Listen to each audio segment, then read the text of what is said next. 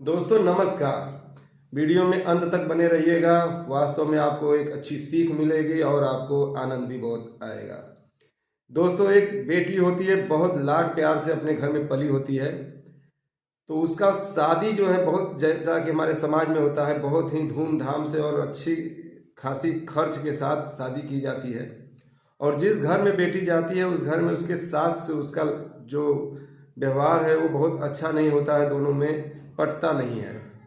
बेटी एकदम झगड़ा गुस्सा करते हुए वापस आती है मायके और अपनी मम्मी से बोलती है कि मम्मी, मुझे उस घर में नहीं जाना है। अगर मुझे उस घर में भेजोगी तो या तो मैं रहूँगी या तो मेरी खबर आएगी, मेरी लाश ही वहाँ से आएगी। मैं उस घर में नहीं रह सकती। माँ बहुत समझाती है लेकिन बेटी बोलती है कि नहीं, मेरी सास बहुत दुष्ट है, खराब है और मैं उसके साथ नहीं रह सकती। और बोलती है कि अगर मुझे उस घर में भेजना है तो मेरी सास का कुछ करना होगा। अब जो है बेटी को समझाते समझाते माँ थक जाती है लेकिन उस समझ नहीं पाती है। अंत में माँ को एक उपाय सूझती है। माँ घर में जाती है और एक डिब्बी में जहर लेकर आती है। बोलती है, बेटा ये लेकर जाओ, अगर तुम आज ही अगर अपनी सास को दे दोगी तो वो आज ही मर जाएगी।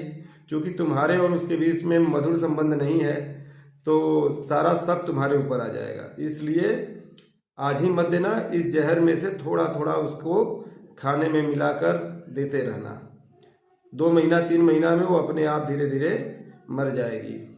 लेकिन जब तक ये जहर दे रही हो तब तक उससे मधुर संबंध बना के रखना, उसकी हर बात मानना, उससे ऐसा व्यवहार करना ताकि अगल बगल वालों को शक ना हो, उनको लगे कि नहीं माँ, अरे सास बहू में तो बहुत जो है कि अच्छा रिलेशन है, पटता है, तो बहू तो ऐसा काम नहीं कर सकती है। दोस्तों, होता ऐसा ही है। वो जाती है और अपनी सास को थोड़ा थोड़ा जहर देना शुरू कर देती है। 1 महीना बीतता है, 2 महीना बीतता है और दोनों में इतना लगाव होने लगता है, व्यवहार इतना अच्छा होने लगता है। क्योंकि बहू को तो था कि भाई व्यवहार अच्छा नहीं करूँगी तो मैं फंस जाऊँगी। 3 महीने जाते जाते वो लड़की फिर रोते हुए अपनी माँ के पास भागी आती है और बोलती है कि मम्मी, कोई उस जहर का कोई काट, उस जहर को निष्क्रिय करने का कोई उपाय हो तो बताओ। मम्मी, अगर मेरी सास मर गई तो मैं किसके साथ में रहूँगी। उसका व्यवहार इतना अच्छा है, वो मुझे बेटी से बढ़ के मानती है, इतना प्यार करती है। हम दोनों सहेलियों की तरह रहते हैं। अगर मेरी सास को कुछ हो गया तो मेरा जीवन तो खराब हो जाएगा। माँ हंसने लगती है, बोलती है, बेटा, जो मैंने तुम्हें जहर के नाम पे वो चूरन दिया था वो वास्तव में वो जहर नहीं है, वो पाचन की फंकी है, चूरन है।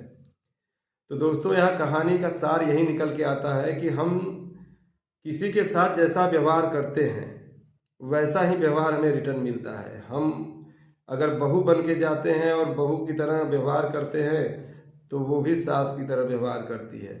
और हम अगर बेटी बनकर जाते हैं और बेटी की तरह व्यवहार करना शुरू करते हैं, उनको माँ समझते हैं, तो वो भी धीरे धीरे हमको बेटी समझना शुरू कर देती है। ऐसा हमारे लाइफ में हर जगह होता है। हम चाहते तो सबसे इज्जत है, सम्मान है, लेकिन हम देते सबको तिरस्कार है और सबकी बुराइयां करते फिरते हैं।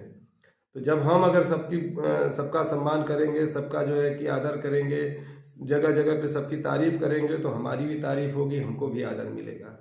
इस कहानी से आपको क्या सीख मिली, कमेंट बॉक्स में ज़रूर बताइएगा। नमस्कार।